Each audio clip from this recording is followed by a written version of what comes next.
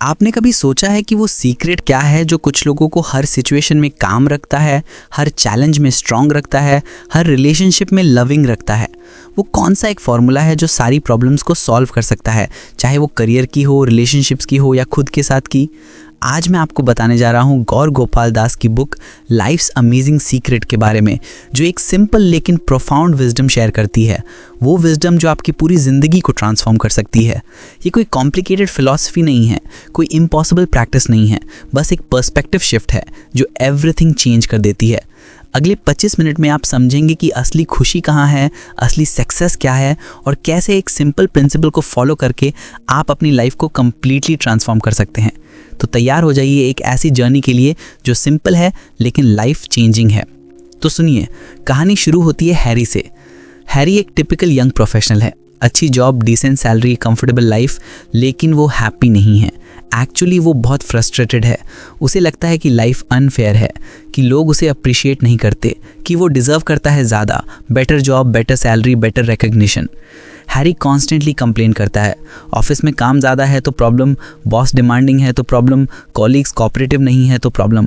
घर में भी same story, parents expect too much करते हैं, गर्लफ्रेंड समझती नहीं, फ्रेंड्स वक्त नहीं देते।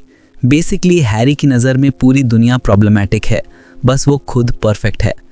और ये एटीट्यूड हैरी को और ज़्यादा मिजरेबल बना रहा है, क्योंकि जब तुम कॉन्स्टेंटली फोकस करते हो ऑन व्हाट्स रॉन्ग तो तुम्हें वही दिखता है, more wrongs. It's like a vicious cycle, negativity breeds more negativity. एक दिन हैरी का एनकाउंटर होता है एक वाइस पर्सन से, जिसे बुक में मंक कहा गया है, क्लियरली इंस्पायर्ड बाय गौर गोपाल दास खुद से। और ये मंक हैरी को एक सिंपल क्वेश्चन पूछता है, तुम्हें क्या चाहिए लाइफ से? हैरी बिना सोचे आंसर करता है, मुझे चाहिए success, money, respect, happiness. Monk smile करता है और कहता है, और तुम्हें लगता है ये सब मिल जाएगा कंप्लेनिंग करने से, ब्लेमिंग दूसरों को करने से? हैरी डिफेंसिव हो जाता है, लेकिन मंक जेंटली उसे समझाता है, देखो हैरी, लाइफ का एक अमेजिंग सीक्रेट है, और वो सीक्रेट है रिस्पॉन्सिबिलिटी। जब तुम रिस्पॉन्सिबिलिटी लेते हो अपनी लाइफ की, अपनी हैप्पीनेस की, अपनी रिएक्शंस की, तब तुम ट्रूली एम्पावर्ड हो जाते हो। हैरी कंफ्यूज्ड है, रिस्पॉन्सिबिलिटी? मैं तो ऑलरेडी बहुत रिस्पॉन्सिबल हूँ, ऑफिस का काम करता हूँ, बिल्स पे करता हूँ, फैमिली को सपोर्ट करता हूँ। नहीं, मंक कहता है, मैं बात नहीं कर रहा उस काइंड की रिस्पॉन्सिबिलिटी की, मैं बात कर रहा हूँ इमोशनल रिस्पॉन्सिबिलिटी की, मेंटल रिस्पॉन्सिबिलिटी की, responsibility of how you react to situations, how you treat people, how you perceive life. और यहीं से हैरी की ट्रांसफॉर्मेशन जर्नी शुरू होती है। मंक उसे लेके जाता है एक जर्नी पर, फिजिकली नहीं, मेटाफोरिकली। ये जर्नी है 4 की प्रिंसिपल्स की, जो कलेक्टिवली फॉर्म करती हैं लाइफ्स अमेजिंग सीक्रेट। पहला प्रिंसिपल है पर्सनल रिस्पॉन्सिबिलिटी। मंक एक्सप्लेन करता है कि मोस्ट लोग विक्टिम मेंटालिटी में जीते हैं। ये मेरे साथ क्यों हो रहा है, मेरे बॉस इतने डिमांडिंग क्यों हैं, मेरी गर्लफ्रेंड मुझे क्यों नहीं समझती। लेकिन असली पावर आती है जब तुम ये रियलाइज़ करते हो, I am responsible for how I respond to what happens to me. Circumstances तुम कंट्रोल नहीं कर सकते, लेकिन तुम्हारी रिस्पॉन्स वो कंप्लीटली तुम्हारे हाथ में है। मंक एक ब्यूटीफुल एनालॉजी देता है। वो कहता है, लाइफ एक ओशन है, वेव्स आएंगी, समटाइम्स काम, समटाइम्स स्टॉर्मी। तुम वेव्स को कंट्रोल नहीं कर सकते, लेकिन तुम सर्व करना सीख सकते हो, तुम अपनी बोट को नेविगेट करना सीख सकते हो।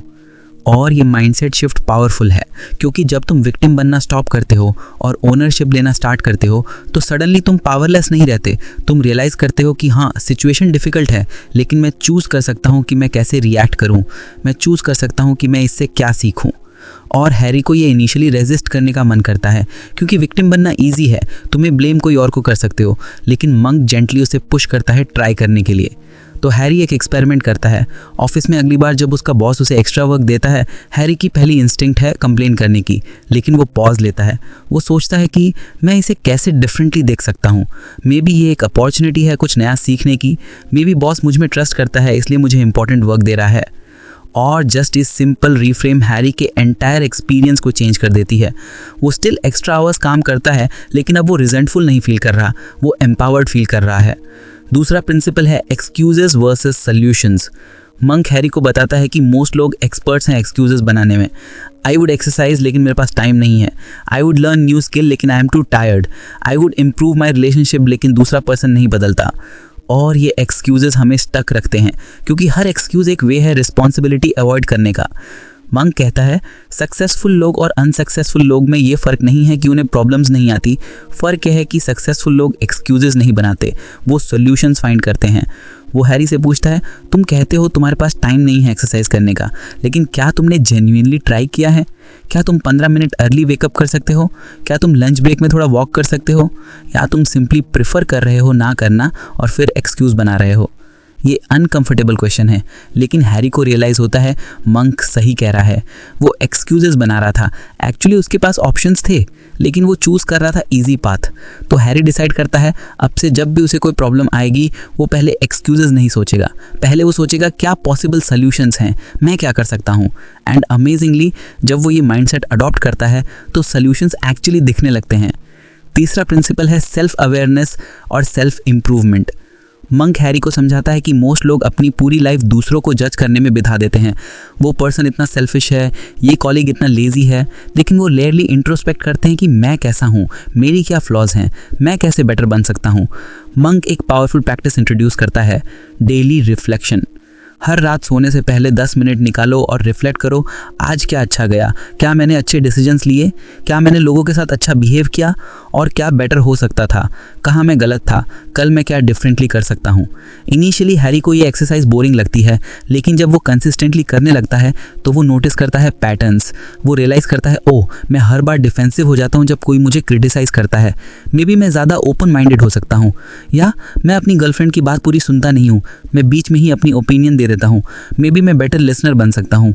ये सेल्फ अवेयरनेस हैरी को ट्रांसफॉर्म करना शुरू कर देती है, क्योंकि जब तुम अवेयर होते हो अपनी फ्लॉज के तो तुम उन्हें चेंज कर सकते हो। जब तुम इग्नोरेंट होते हो या डिफेंसिव होते हो तो तुम स्टक रहते हो। अगर आपको ये ट्रांसफॉर्मेटिव विजडम रेजोनेट कर रही है और आप ऐसी प्रैक्टिकल लाइफ लेसन सीखना चाहते हैं तो बुक समरीज अड्डा को सब्सक्राइब कर लीजिए। हम रेगुलरली ऐसी इंस्पायरिंग बुक्स की समरीज शेयर करते रहते हैं। चौथा और शायद सबसे इंपॉर्टेंट प्रिंसिपल है gratitude and giving. Monk Harry को बताता है कि मॉडर्न लाइफ में हम ट्रैप्ड हैं एक एंडलेस साइकिल में, वांटिंग मोर, ज़्यादा पैसा, ज़्यादा सक्सेस, ज़्यादा रिकग्निशन, और ये मोर की चीज़ हमें परपेचुअली अनसेटिस्फाइड रखती है। मंक कहता है तुम्हारे पास जो है उसके लिए ग्रेटफुल बनो और जो तुम्हारे पास है उसे शेयर करो। हैरी इनिशियली स्केप्टिकल है, लेकिन मैं तो अभी खुद स्ट्रगल कर रहा हूँ, मेरे पास इनफ नहीं है शेयर करने के लिए।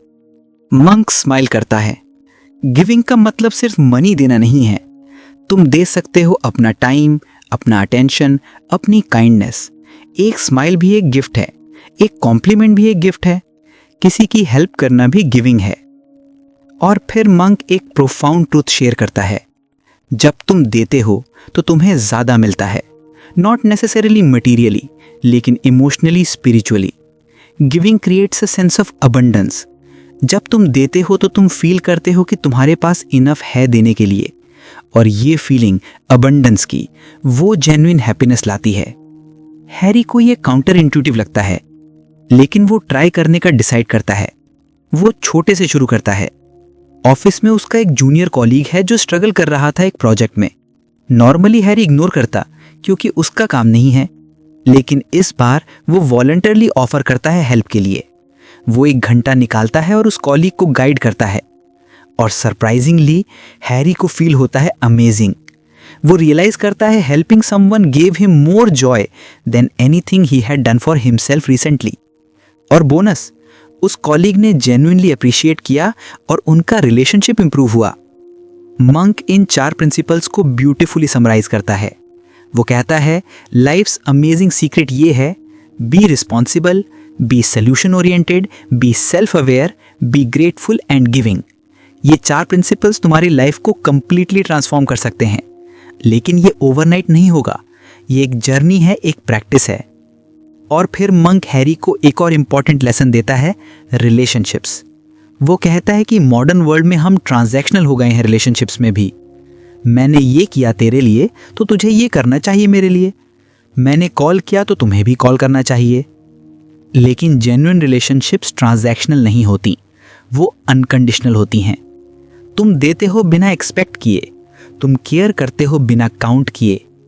मंक एक ब्यूटीफुल मेटाफॉर यूज करता है, रिलेशनशिप्स आर लाइक प्लांट्स। तुम्हें डेली वाटर करना पड़ता है, सनलाइट देना पड़ता है, केयर करना पड़ता है।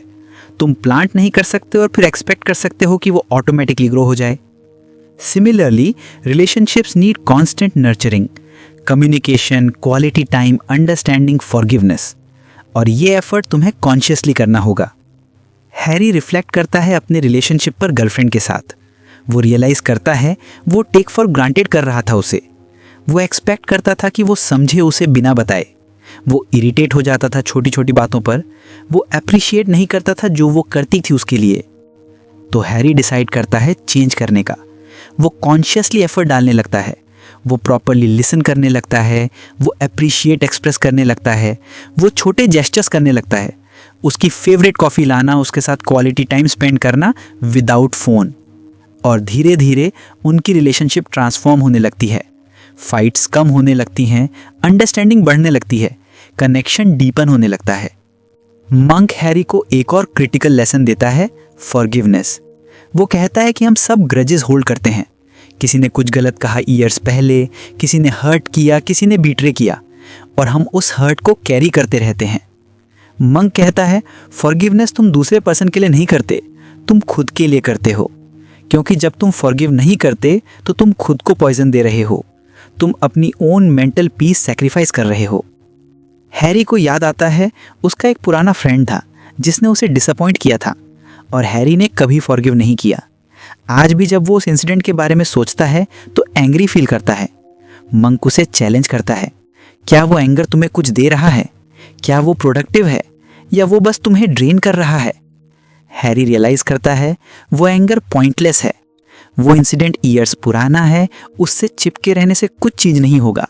तो वो डिसाइड करता है लेट इट गो, फॉरगिव करो, मूव ऑन करो। और जब वो मेंटली फॉरगिव करता है तो वो फील करता है लाइटर, जैसे एक बर्डन लिफ्ट हो गया हो। बुक में एक और ब्यूटीफुल कॉन्सेप्ट है, पर्पस। मंक हैरी से पूछता है तुम क्यों जी रहे हो, तुम्हारा पर्पस क्या है? हैरी स्टम्प्ड है। वो कभी सीरियसली सोचा नहीं था इस बारे में। वो बस जी रहा है, daily grind, wake up, work, eat, sleep, repeat. Monk कहता है without purpose life feels empty. चाहे तुम कितने भी सक्सेसफुल हो, चाहे तुम्हारे पास कितना भी हो, अगर तुम्हें अपना पर्पस नहीं पता तो तुम अनफुलफिल फील करोगे। और पर्पस ग्रैंड होना ज़रूरी नहीं।